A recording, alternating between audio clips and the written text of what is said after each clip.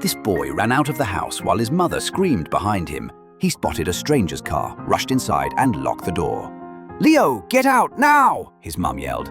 "No, I'm done living there," he shouted back. "I'm your mum, just come inside and talk. Leave me alone!" Leo cried.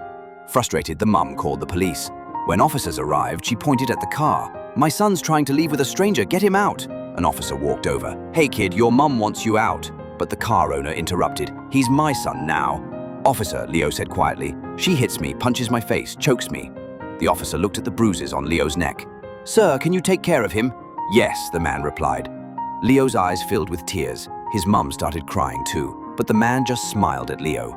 Blood makes us related, but love, that's what makes us family.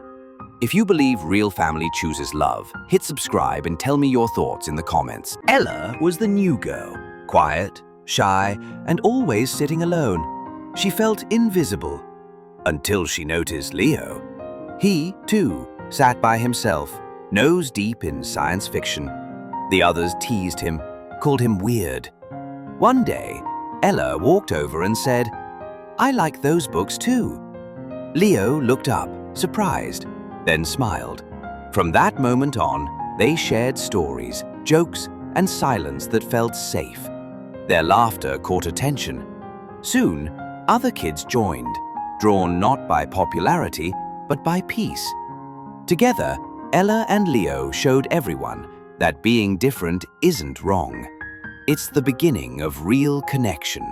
Because sometimes, the strongest friendships start between two people brave enough to simply say, "Can I sit here?" A woman saw the nurse whispering to her dying husband and yelled, "Get away from him! You just want his money!" The nurse looked down and quietly stepped back. Days later, the old man passed. At the inheritance reading, the lawyer stood up. "The entire fortune," he said, "goes to..." The woman smirked. "It's hers," she thought. The nurse. Silence. "What?" the woman screamed. "This is fraud. I'm calling the police." Trembling, the nurse shook her head. Officers arrived, and the woman pointed, yelling, "Arrest her! She's a thief!" But then the lawyer held up a sealed letter. "Please hear his words before anyone is taken away." He read aloud. "If you're hearing this, I'm gone. I lived a full life until I found out my wife was poisoning me. It was too late. But I want to thank the one person who showed me true kindness, my nurse. She gets everything. Use it to do good." The woman turned pale. The cops moved toward her. Karma doesn't miss. If you believe the truth always wins, subscribe and leave a comment. This grandma was buying eggs at a grocery store when she realized her money wasn't enough. It's impossible to go home without food, as her 5 grandkids hadn't eaten in 2 days. Her name's Mabel, and she's been raising them alone since their parents passed. Desperate, she slipped a few eggs into her coat. But just before leaving, crack, one fell and shattered. The cashier spotted it. Mabel begged, offered the coin she had.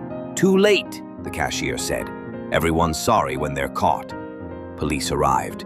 Mabel cried again, but the officer cuffed her and said, "Stay in the car, don't run." A few minutes later, he returned with bags full of food. A stranger had recorded everything. The video went viral. Kindness poured in. Now, Mabel's grandkids don't have to worry about food. Respect and compassion can change lives. If you believe that, tap subscribe and tell us, what would you have done? Ethan often caused trouble for other kids. His parents were regularly summoned by the school. Both worked demanding full-time jobs and couldn't take frequent time off. One break, Ethan noticed Liam reading quietly by himself. He yanked the book from him and laughed. "What a little nerd, always reading," he sneered. Liam, hurt and flustered, reached for the book, but Ethan kept it away. A teacher intervened, sending Ethan to the principal. His parents came in once more, looking tired and frustrated. "We can't keep doing this," his mother said sharply. The principal observed that Ethan showed no fear or regret, just a faint, satisfied smile. After the meeting, the principal asked him to stay. "Ethan, why does this keep happening? You don't seem upset at all." There was a pause, then Ethan quietly replied, "I don't mean to hurt anyone, but when I get in trouble, they have to show up. It's the only time I see them." We often misjudge others because pain sometimes hides behind silence.